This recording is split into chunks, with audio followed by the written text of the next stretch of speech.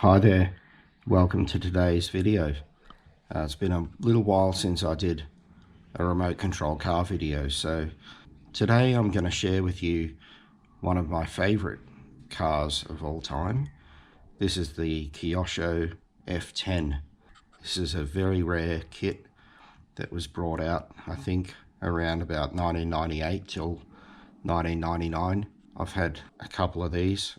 I've got one that I bought and assembled brand new in 1999, and well, I'm going to share with you some of the good and bad and ugly about these marvelous pieces of machinery.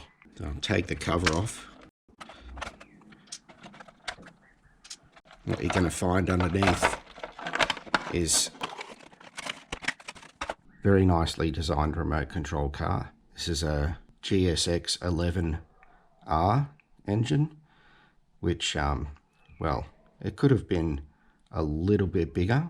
For its day, though, this was just about the fastest remote control car you could buy.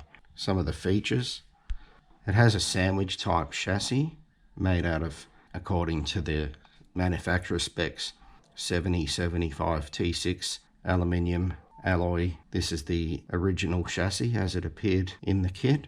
The suspension, everything was quite tunable and adjustable. Some really nice features: shocks where the coils are built in, keeps everything enclosed, less to go wrong.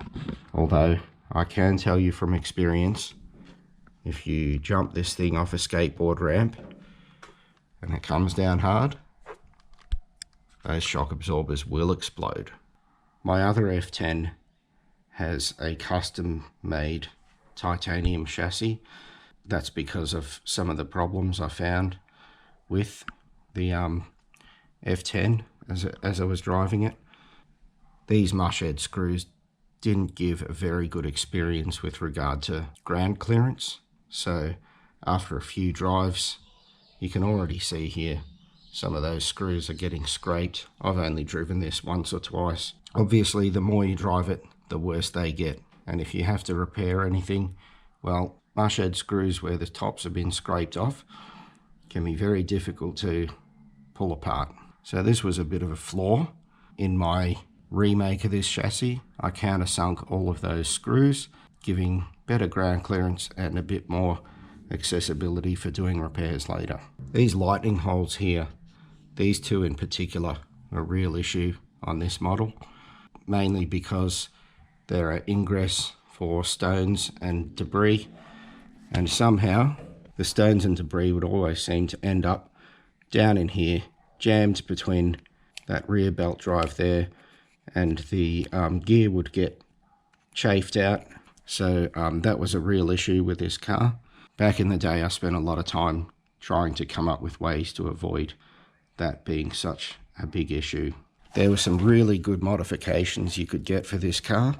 As a factory setup, these came as a single speed, but there was a 2-speed transmission available for these, which gave it a lot better performance.